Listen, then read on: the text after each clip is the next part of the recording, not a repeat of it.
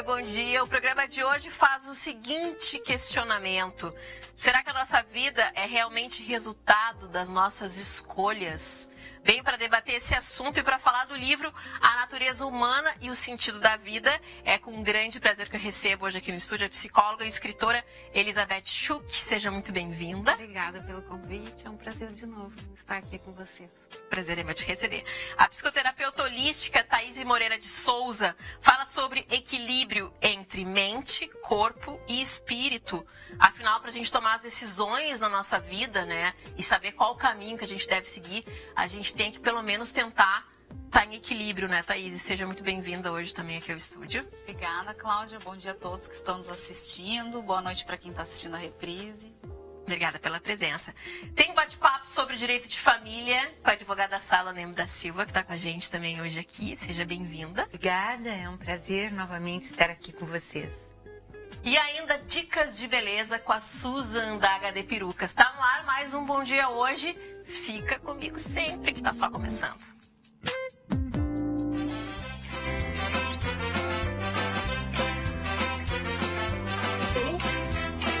Bom Dia é hoje, com Cláudia Fleury.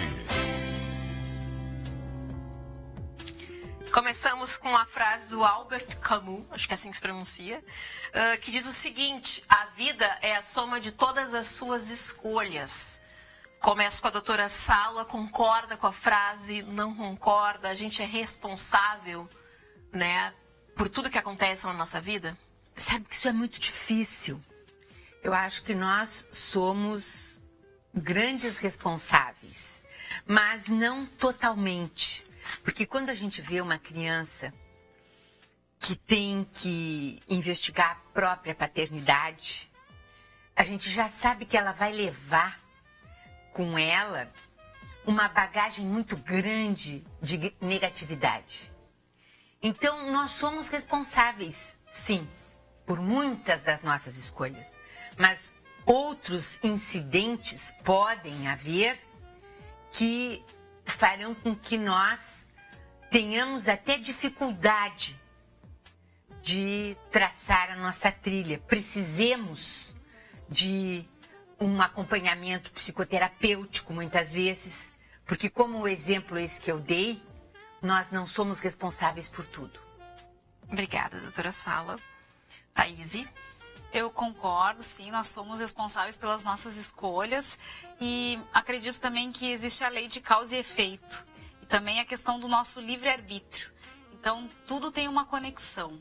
E todas as escolhas que nós fazemos e as escolhas dos outros também, quando estão relacionadas conosco, todas têm uma ligação entre si.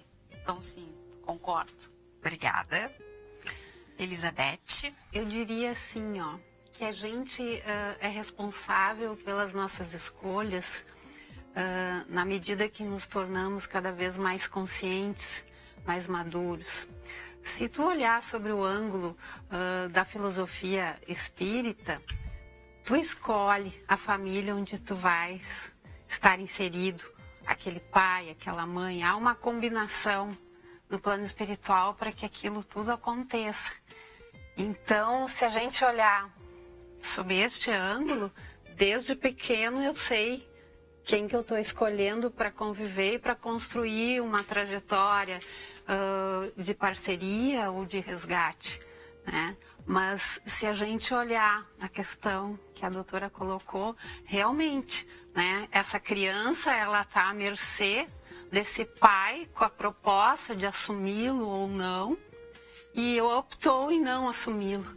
E ele vai atrás nessa busca, nessa luta, porque realmente a questão da minha identidade, da onde eu vim, quem é meu grupo familiar, me fortalece como pessoa, como ser, como espírito, como tudo. Então, acho que as duas questões elas se complementam.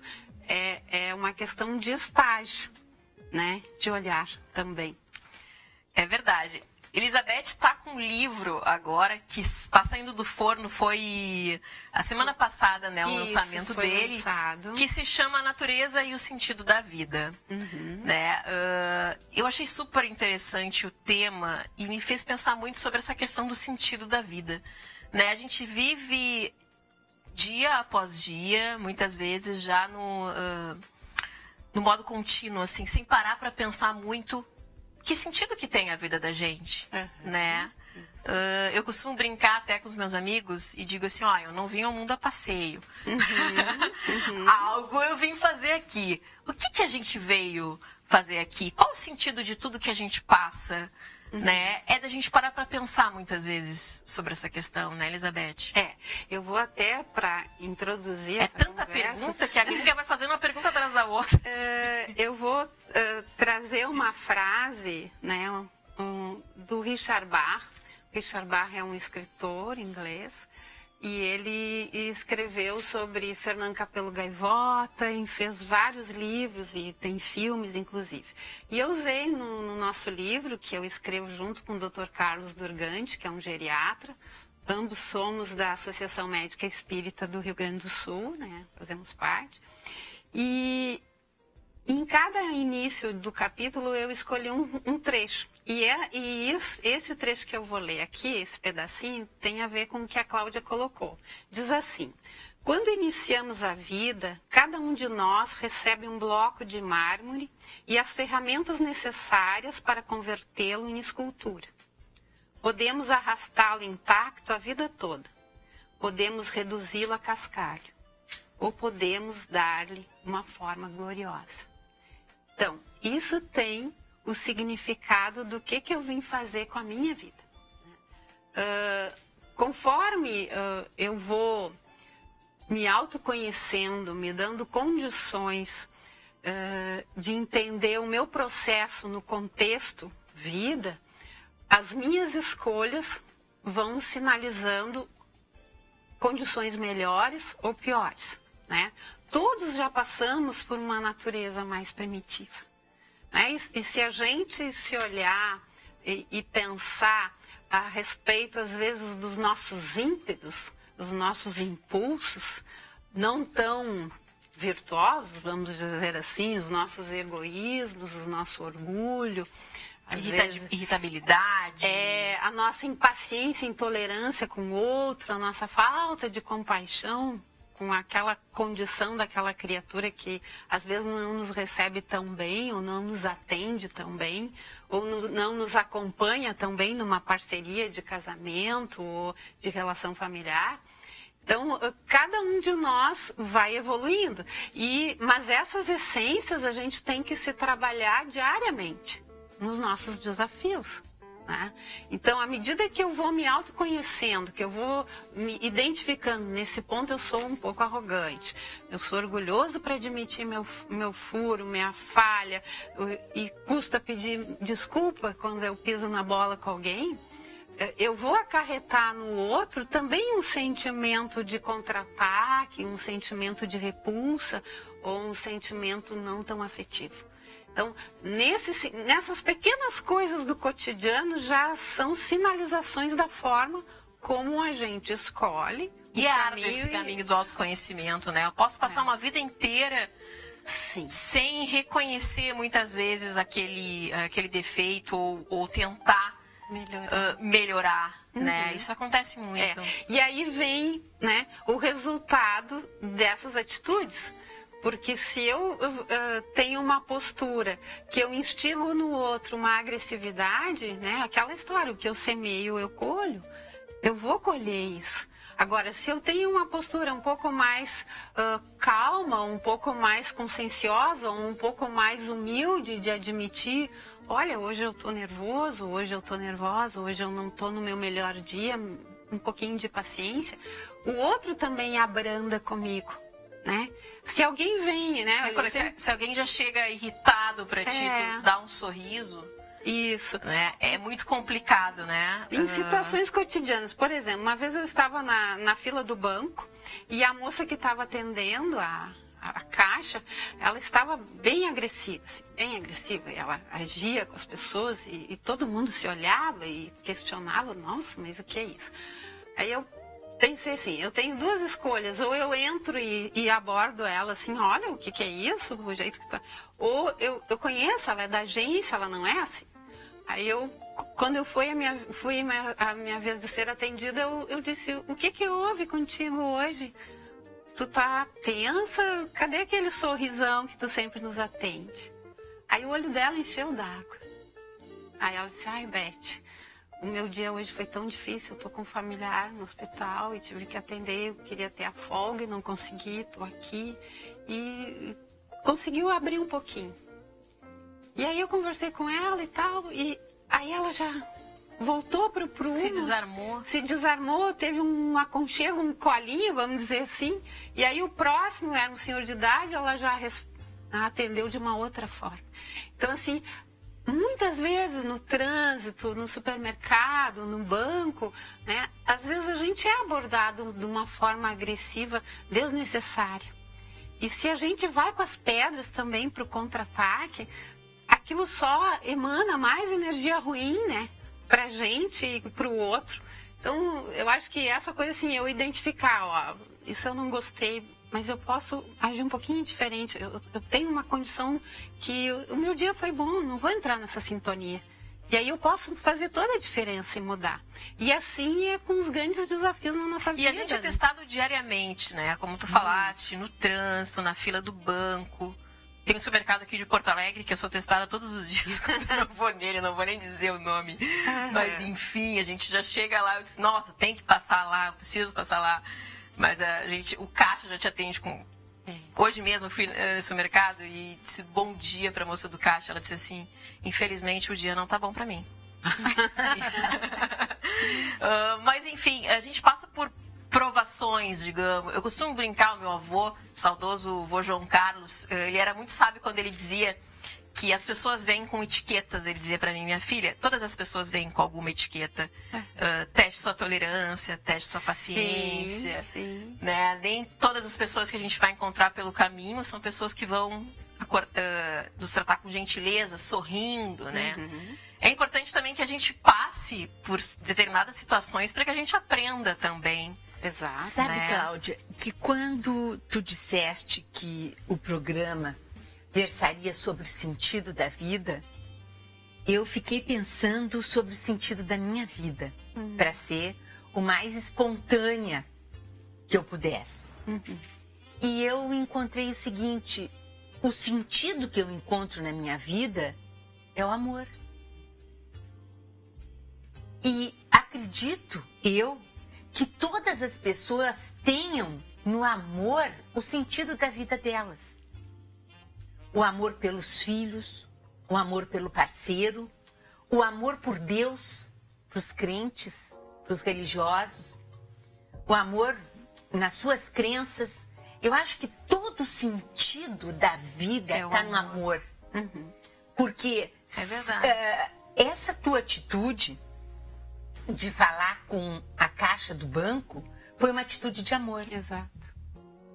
Que ninguém teve antes de ti, provavelmente, naquele dia. Então, eu acho que o sentido da nossa vida é o amor. O amor próprio, né, que muitas vezes é interpretado como um certo egoísmo, né? Quando a pessoa para pensar, não, eu preciso me cuidar, eu preciso estar com a cabeça bacana para poder cuidar do outro. O amor por si, o amor pelo próximo também. Sim, tanto que é dito, né? Todas as religiões cristãs, ama a teu próximo como a ti mesmo. Às vezes a gente esquece, né? Teu próximo maior é tu. É a tua família, é o teu vizinho, né? Então, assim, se tu tem esse olhar, como ela mesma colocou, amoroso, as coisas se tornam mais fáceis, né? Nós estamos, eu particularmente acredito assim, nós estamos aqui pelo amor e para o amor. Porque é o amor que modifica tudo. A dor nos faz rever rotas de amor que a gente se perdeu, né? Conosco, às vezes, como nem se tu falasse, não é amor próprio ter cuidado contigo, tu tem responsabilidade contigo, com o teu corpo, com a tua saúde, porque se tu estás bem, tu é um elemento que vai fazer bem e vai agregar aos outros. Se eu tô mal, eu lanço coisas ruins a quem está à minha volta. Então, se eu não me cuido, né, e aí ao se escutar as sinalizações que o nosso corpo, porque por que a gente adoece? Porque emocionalmente, espiritualmente, a gente não está bem, a gente está em desequilíbrio, né? Segundo a Organização Mundial da Saúde, se tu está em desequilíbrio, tu adoece. E é em várias instâncias que tu vai estar em desequilíbrio. Então, a tua busca E muitas vezes essa, esse desequilíbrio começa com a mente, né? A mente é tudo. A gente está falando sobre o sentido da vida e tem muitas pessoas que vivem sem sentido, né? Hoje, infelizmente, a mídia muitas vezes dita regras, né? Para ser feliz precisa ser magro, para ser feliz precisa ter aquele determinado carro, né? E a gente vive muitas vezes condicionado ao que os outros dizem pra gente que é a regra de felicidade, né? Tua vida só vai ter sentido se tu for mãe, a tua vida só vai ter sentido se tu tiver determinada situação, né? Há muitas pessoas que não têm sentido da vida, que seguem padrões e muitas vezes lá, com determinada idade, largam tudo e não, agora eu vou ser feliz, eu quero isso pra mim, eu quero viver numa casinha no campo, plantando. É que aí há uma inversão dos valores, né? Tu passa a ter valor pelo que tu tens, não pelo que tu és, né? E esse ter e ser que confunde, enquanto eu preciso, e aí eu entendo assim, que eu preciso me autoafirmar, fazendo parte de um cenário, de um protótipo, que aí eu vou ser aceito, né? Eu pago um preço por isso. Na medida que eu me descubro e me banco, e isso a gente constrói com a caminhada, eu gosto muito de dizer, tu tem que aprender a te bancar. E o te bancar é pensar como tu sente as coisas. Te bancar é bater no peito aquilo que tu acredita, que tu crê, independente de julgamento alheio. Isso. Quando a gente consegue adquirir, e a gente adquire isso com a estrada, né? Tu não precisa mais provar nada.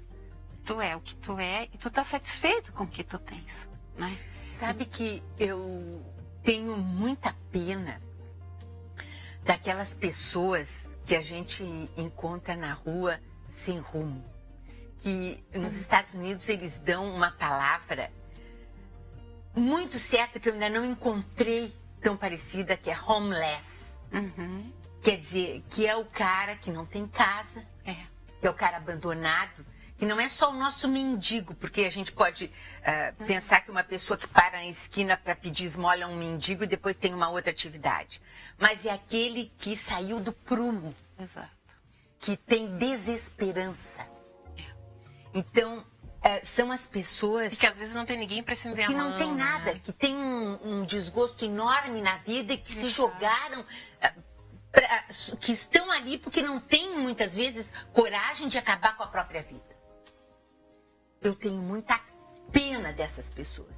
Então, essas pessoas que eu não posso ver na rua, que às vezes eu vejo e digo assim, qual seria a história que está por trás delas? Que deixou-as sem aquele amor próprio que tu tão bem colocaste. E muitas vezes essas pessoas não reclamam tanto da vida quanto a gente, né? Eu costumo... fazer um longo percurso até minha casa, que eu moro na Nova York Gaúcha, né, em Viamão, e eu paro no trânsito e tem vários rapazes desses que vendem, enfim, frutas, rapadura, limpam vidro, e às vezes eles têm tanto bom humor ali no trânsito, né, e eu penso assim, como que essas pessoas não perdem muitas vezes o bom humor, apesar de todas as dificuldades? Né? A gente às vezes reclama que o ar-condicionado não está funcionando, quanto a gente não tem nenhum agasalho na rua. Né, gente? A gente reclama muitas vezes assim, o governo tem que fazer isso, o governo tem que fazer aquilo, mas com o armário abarrotado de roupa, né? Não fazendo a sua parte. Exatamente. Né? Se cada um de nós fizesse um pouco pelo outro, já fazia muita diferença, né? Por isso que a gente estava conversando no início, eu falei a missão de cada um, né? A missão com relação à minha vida, o que eu vim, que desafios eu tenho, que coisas eu tenho a melhorar, que desafios, muitos desafios e os maiores justamente são dentro da própria família. aquele que não tem o pai, ou a mãe que abandonou. Quantos no consultório vêm com problemas inúmeros, porque trabalho com famílias, né? E ali é um desafio. E outros é na questão da comunidade. Qual é o meu papel? Quantas pessoas que a gente sabe pela mídia ou por relacionamentos que a partir de uma dor constroem movimentos para ajudar pessoas que já passaram ou passarão por aquela dor. Então, eu acho que a nossa missão ela é muito extensa se a gente conseguir entender, eu não estou sozinho. Eu faço parte, né? De graça que eu estou nesse contexto, eu preciso dar a minha contribuição. E quando tu fala assim, essas pessoas alegres, em meio a tantas dores, elas nos auxiliam muito, nos mostrando que, às vezes, a nossa expectativa com relação ao que queremos, ao que desejamos, ela é tão maior e ela se perde perto daquilo que realmente nos faz feliz. Há pouco tempo veio uma paciente para mim e ela me trouxe uma coisa assim muito inédita e bacana, assim, eu gostei de ouvir dela. Ela disse assim, sabe o que eu tenho hoje? Eu tenho 2 malas e eu viajo. Meus filhos não moram aqui, eu não tenho um lugar fixo. Eu vou viver, eu já estudei, eu já adquiri, já me libertei dos meus apegos. Com essas malas, elas são suficientes. E eu achei muito legal o desprendimento dela, né? No sentido assim, eu quero melhorar coisas dentro de mim, eu quero ter missões com meus filhos, mas eu quero viver na intensidade que a vida tem e se apresenta, não naquilo que eu me apegue e me agarre para me esconder da vida. Então, eu achei muito lindo isso, assim, eu até pensei, eu quero ser você amanhã, sabe? Porque ela já tem uma idade e tal, mas ela veio trabalhar, eu quero buscar me autoconhecer em alguns quesitos que eu não domino e eu preciso disso.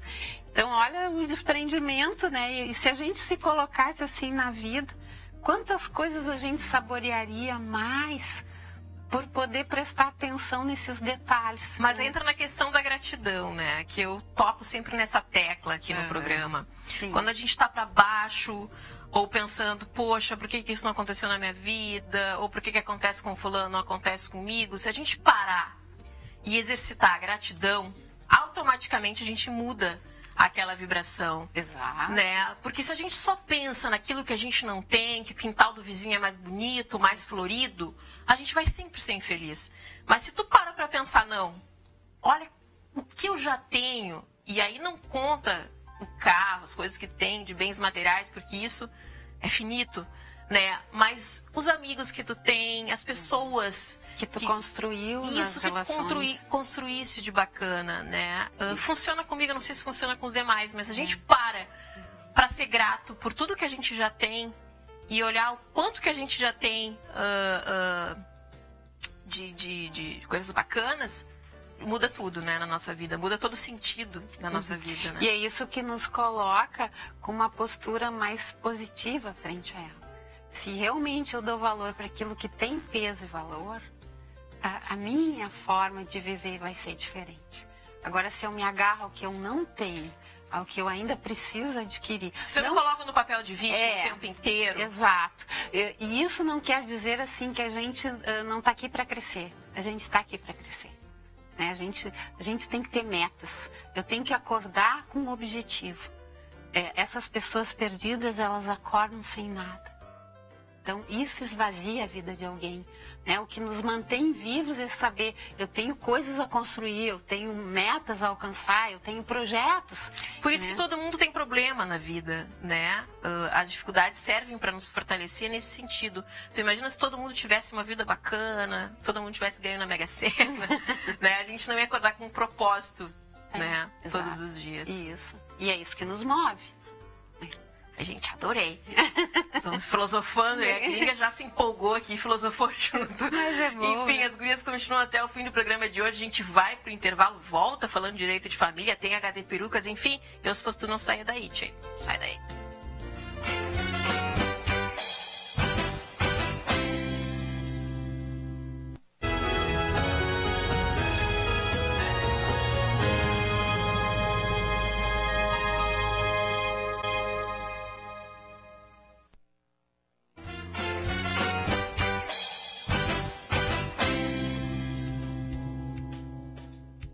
voltamos aqui com o programa. Agora chegou o momento de beleza com HD Perucas, que faz aumentar a nossa autoestima e a nossa autoconfiança também. Roda aí.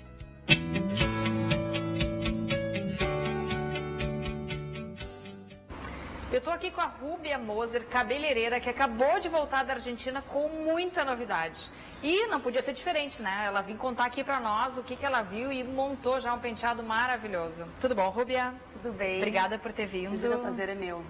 E a gente selecionou algumas imagens para tu comentar, né? Vamos ver as imagens aí. Tem a trança. Então, são tranças, ó, que podem ser usadas no aplique, já direto na cabeça, então não precisa fazer a trança no seu cabelo. Tu tem um aplique já com a trança que tu coloca ali na cabeça, aí fica igualzinho. Fica perfeito, né? E tá na moda a trança. Super na moda, o que mais vai se usar agora nesse verão. Vou pedir para os guris mostrarem aqui, ó, essa aqui é uma trança espinha de peixe, tem mais ou menos quase 60 centímetros de comprimento, a gente tem todas as cores aqui e não precisa ter o cabelo comprido, ó, porque tem aqui os dentinhos, vocês podem focar, e aí a gente coloca no cabelo mesmo sendo curtinho. Se quiser pode até desmanchar a trança ou fazer algum estilo diferente, mas ela tem um acabamento perfeito, é linda. E é bem aquilo ali, né, Rubê, que a gente estava comentando. Não precisa ter cabelo, aquilo ali, muito cabelo na foto, né? Sim, e provavelmente aquilo ali já é com aplique. Se tu olhar por dentro, vai ter mechas, às vezes só o cabelo, não também faixas, assim, só as faixas colocadas no meio do cabelo. Então vai se usar muito aplique, se usa muito para festa, para sair no dia a dia também com o cabelo preso. Sim. Então tu não tem a prática de fazer em casa, tu coloca um apliquezinho, trança, de qualquer maneira, trança mais solta ou mais apertadinha. Fica muito bacana. Mais prático. Vamos ver outra imagem. O coque donuts também é muito prático. Tu faz um rabo no teu cabelo, usa o donuts. Vamos voltar aqui pra gente mostrar aqui, Ana. Sem o cabelo. E já vem agora com o cabelo, que eu achei muito bacana. Porque pra envolver toda esse donut tem que ter muito cabelo. Tem que, né? Aí pra quem tem pouquinho cabelo, tu coloca um donut com o cabelo já. Olha que bacana. Eu fiquei muito impressionada. Achei muito legal isso aqui. Dá pra fazer o penteado que a cliente quiser. Sim. Tu faz um mais alto, mais baixinho. E não precisa ter cabelo curtinho. Só faz um rabinho e coloca ele já com o cabelo. Olha que máximo. Eu acho que isso para vocês cabeleireiros é ótimo, né? Porque às vezes vem lá a noiva, a convidada da festa, a madrinha, enfim, ela vem com uma ideia, uma foto assim genial. Sim. Só que daí falta o essencial, o cabelo, né? Falta o cabelo e geralmente não é o que elas imaginam de cabelo, né? De penteado. Então tu tem que ter recursos como apliques, franjas, apliques, todo tipo de aplique pra gente colocar nesse cabelo para criar uma expectativa que ela estava imaginando, né? Claro. Então tu consegue, hoje em dia a gente consegue qualquer tipo de cabelo, tendo um aplique, tendo os acessórios que a gente tem hoje em dia. Consegue desenvolver, bacana. né? Vamos ver se a gente tem outra imagem. É um outro coque, mais estilizado. Super bonito. Aquele, tipo coque banana, né? Ele é um coque banana com tiarinhas já de flores, que vai se usar muito. Agora a gente viajou, a gente voltou da Argentina agora, e se usa muito na rua. Cabelos coloridos e cabelos com faixas, com flores colocadas, um rabo simplesmente, elas fazem um rabo na cabeça, bem comum, e envolve, ou no rabo mesmo, trança-se com as tiaras, geralmente são de araminho, ou coloca simplesmente em cima. Vou botar na cara e mostrar, olha que lindo. E dá um toque super bonito, né? Se usa muito, já se usando muito agora também no verão. Bem bacana. Vamos ver outra imagem que a gente tem. O rabo de cavalo. E aquele ali na cor mais ou menos do meu cabelo, ó. O rabo de cavalo continua também. Sim, esse é eterno, clássico, né? É eterno. Também rabo de cavalo, aí às vezes com pouco cabelo tem que usar um aplique para complementar. Tem mais alguma imagem? Tem. Outro. Aquele rabo de cavalo ali, volumoso, bem diferente, né? Bagunçado. Esse de baixo e geralmente é com aplique ali, tu viu, para amarrar. Se faz um coque mais baixo e coloca também apliques para esconder o atilho, alguma coisa assim. Então se usa o cabelo solto, geralmente são cabelos repicados, soltos, e tu coloca o aplique só embaixo. E é legal até para uma festa, né? É um rabo de cavalo, não deixa de ser o rabo de cavalo, só que daí ele já tem um glamour mais descontraído. É uma maneira de usar um pouquinho mais fugiu a palavra agora. mais chique. underground, assim, mais solto. Uma Isso. coisa mais E a gente vê bastante despretensiosa. A gente vê bastante as atrizes usando esse tipo, né? Elas super, até no tapete vermelho, mas com Um cabelo super despenteado, um cabelo assim, ai, não fui salão fazer. Exatamente, né? Falando em rabo de cavalo, eu vou revelar o meu aqui, ó. Já usei esse aplique, eu amo, já usei várias vezes aqui no programa. E as gurias não sabiam que era aplique da HD, porque ele fica do mesmo tom do cabelo, ó. Vou mostrar aqui, ó. Porque eu sou gringa, né? Cabelinho de Xuxa. Geralmente quem é loira tem pouco cabelo, tem o fio mais fininho, então vai fazer um rabo de cavalo não fica nada glamuroso. Mas coloca o aplique e rapidinho já fica, ó, linda. Tem diferentes tipos de aplique, dá pra botar aplique de... eu tenho um rabo de cavalo mais comprido, tem esse que é bem volumoso, tem aqueles apliques que imitam coque, enfim... Tem um mundo de variedades lá na HD Perucas e eu assino embaixo em todos os produtos da HD. Um super beijo para as gurias. Vem mudando um pouco de assunto agora, que a gente vai falar de direito de família, mas nem tanto, né? A gente vai linkar com essa questão de hoje, né? Que a gente está falando do sentido da vida, né, doutora Sala? A gente comentou, todas nós falamos aqui na importância da vida, das escolhas, do nosso posicionamento, e eu entendo que o caso da paternidade não reconhecida é uma pecha que muitas pessoas carregam por muitos anos ou até por toda a vida. Embora seja imprescritível o direito de investigar a paternidade. Quer dizer, se uma pessoa quer investigar a paternidade aos 60 anos, ela mesma poderá investigar sua paternidade. Se for um menor, até menos de 18 anos completos, a paternidade vai ser investigada pela mãe representando o filho. Isso é muito importante, porque ter um pai registral, uma mãe registral na nossa vida, é significativo. Antigamente, então, era desesperador a pessoa só ser identificada pelo nome materno e não ter o nome paterno. Então as pessoas... fica sem identidade, né? Fica totalmente sem. Mexe até com a autoestima. Até épocas, até 1949, em que as pessoas não podiam buscar identificar a paternidade do pai se esse pai fosse casado. Quer dizer, a preocupação era a preservação da família dele e não daquele ser havido fora do casamento. Hoje nós sabemos que não, que as pessoas podem investigar a paternidade de pai casado sem qualquer problema, tem todo o direito. Então, a investigação de paternidade é um processo que pode começar, por exemplo, por uma pessoa que não tem condições financeiras, que quer investigar a paternidade do filho, não quer contratar um advogado particular para entrar com uma ação de investigação de paternidade. Ela pode se dirigir ao cartório e registrar o filho como sendo só seu filho e dando o nome de um suposto pai. Porque não se sabe, na realidade, quem é o pai biológico. Então ela dá o nome desse pai, há um segundo caderno, onde é registrado o nome deste suposto pai, para que se dê andamento a um processo. O magistrado chama essa pessoa que foi indicada como pai e ela tem 30 dias para comparecer em juízo. Ela pode comparecer e dizer que não é o pai ou sequer pode comparecer. Fica a critério dela.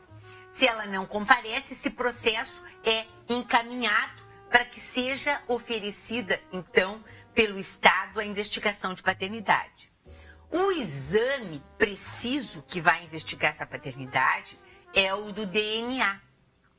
Então, isso já desde 1985 existe aplicado aqui o exame de DNA, que pode ser através da coleta da saliva, do sangue, de um fio de cabelo com raiz. Às vezes a gente vê umas bobagens novela, na televisão. Né?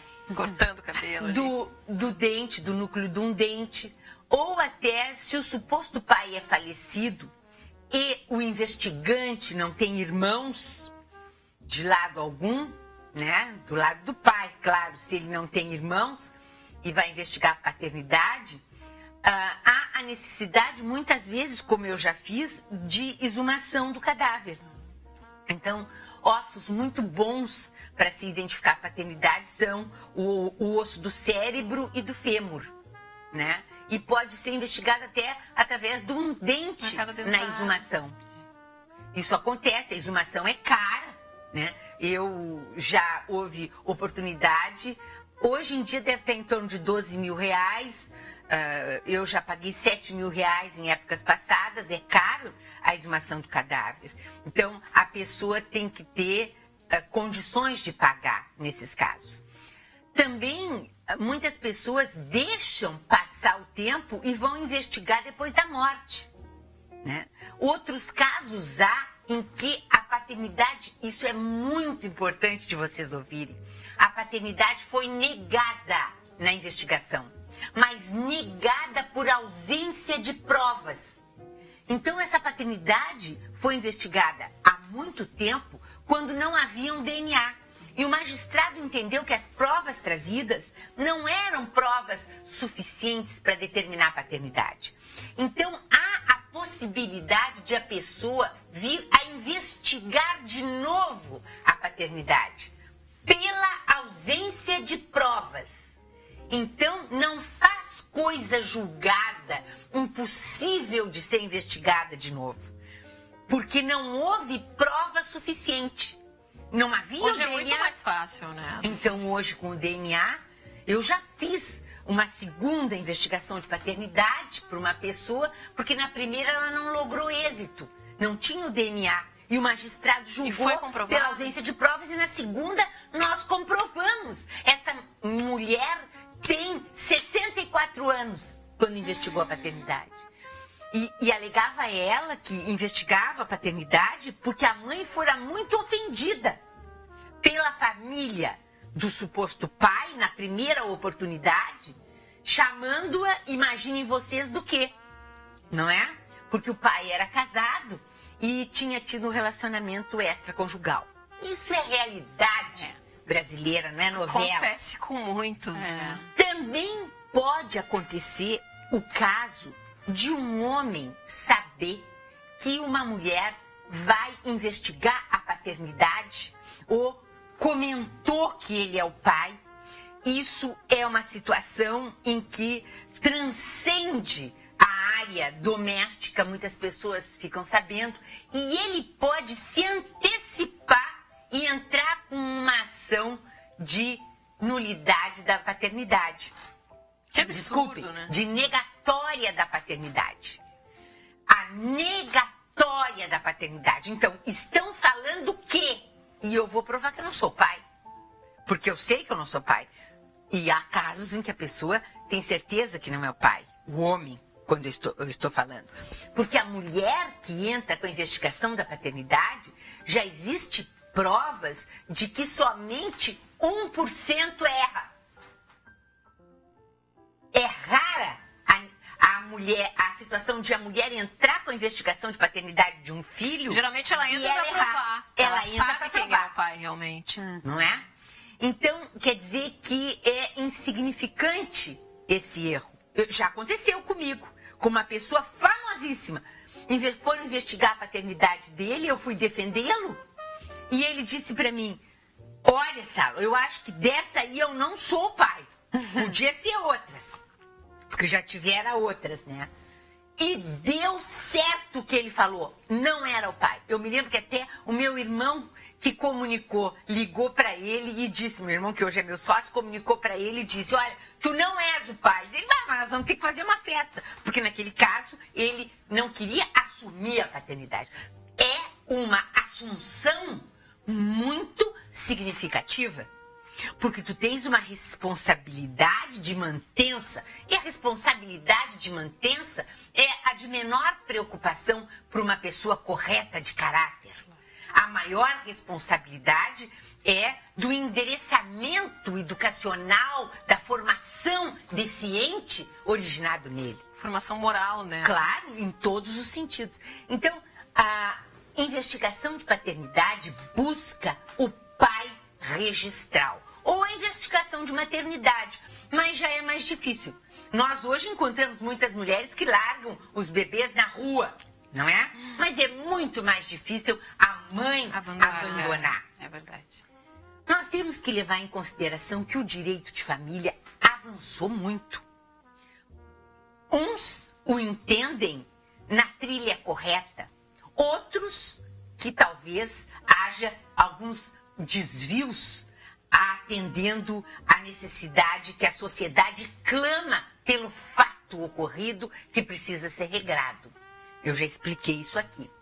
Mas nós temos, e é muito importante que vocês saibam, que hoje a jurisprudência entende que pai não é só aquele que dá vida biologicamente falando.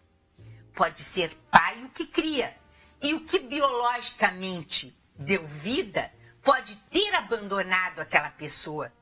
E de repente ele volta querendo investigar a paternidade. E a ação que ele entra aí é nulidade do registro civil. Ele tem que anular, ele tem que tornar nulo, melhor dito, porque ele vai tirar o nome do pai registral para colocar o dele. Então essa é outra ação de nulidade do registro civil. Mas o pai que criou pode se defender no sentido de dizer que ele é o pai socioafetivo. Ele que criou. Ele que é muito que amou, mais pai, né? Muitas vezes. Ele que educou, o biológico. ele sustentou, Participou de Se envolveu emocionalmente. muito, né? Então, a jurisprudência já entende que havendo um pai socioafetivo e uma disputa por essa paternidade, o pai socioafetivo pode ter muito mais direito do que o pai biológico que abandonou. E registra aquela criança em nome do pai socioafetivo. Eu tenho um caso no escritório em que a advogada da parte contrária me propôs que nós registrássemos a criança no nome dos dois pais. Multiparentalidade. Vejam, o direito já está chegando aí. Já chegou a possibilidade de se registrar uma criança no nome de duas mães ou no nome de dois pais. Então, eu, nesse caso, estou defendendo o pai biológico. E ela defende o que ela entende por pai socioafetivo.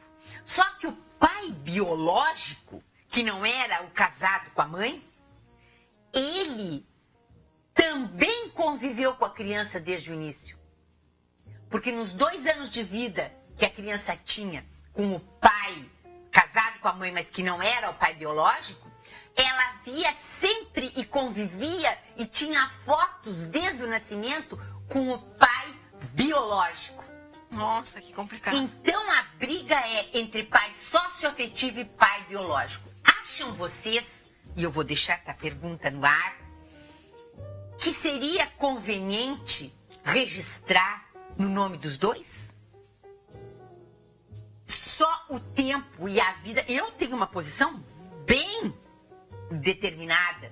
Neste caso, eu não aceito. O juiz vai ter que determinar quem é o pai, porque eu não abro mão de registrar no nome do meu cliente, que é o pai biológico e também conviveu. Se a mãe teve o filho fora do casamento, o problema é dos 3. Do pai, do marido, do amante e da mulher. Isso é um problema dos 3. Resolvam como quiserem. Agora, nós temos que ver o problema da criança. Isso. O sentido que essa criança vai ter na vida dela. Exatamente. Como ela vai se encaminhar sabendo dessa situação? Por isso que o sentido da vida é muito importante quando nós nascemos. O nosso núcleo está na nossa família. Adorei. Com essa a gente vai pro próximo bloco, então, lançando essa pergunta no ar. Não sai daí.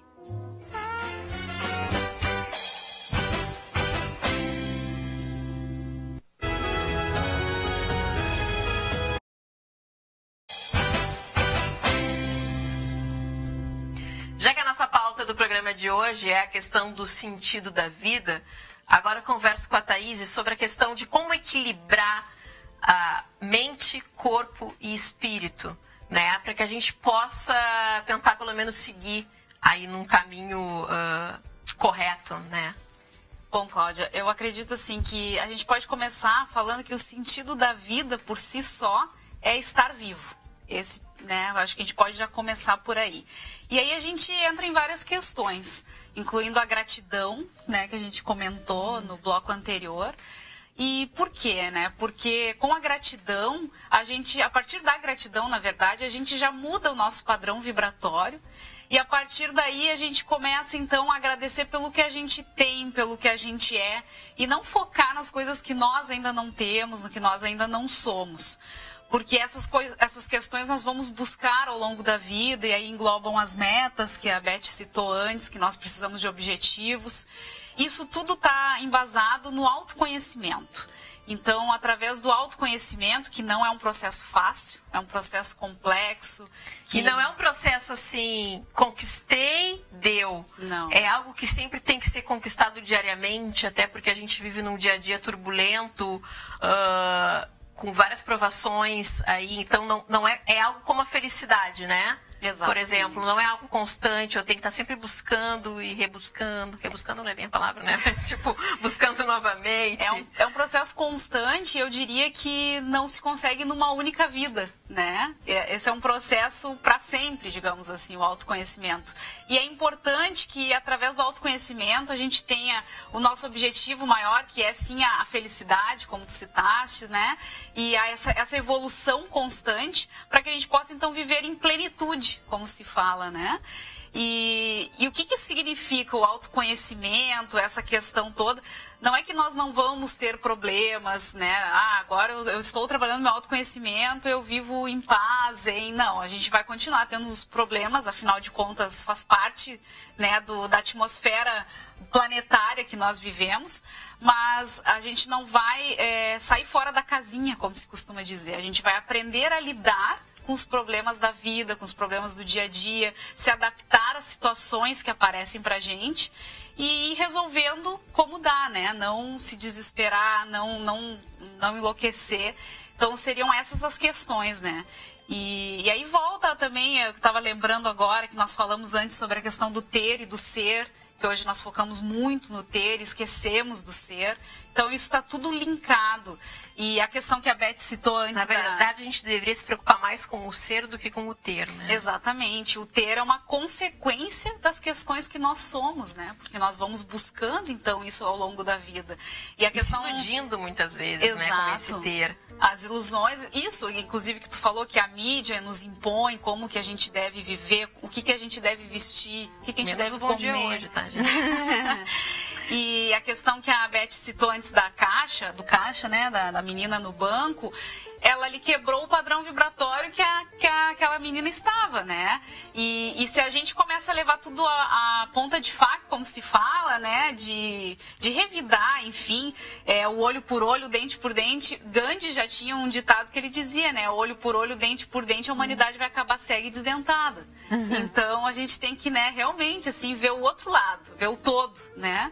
E aí, a partir daí, a gente pensar na gente, na nossa individualidade e o que a gente veio fazer aqui, como é que a gente vai evoluir a partir daí para realmente chegar na felicidade, na plenitude, né? Nós falamos.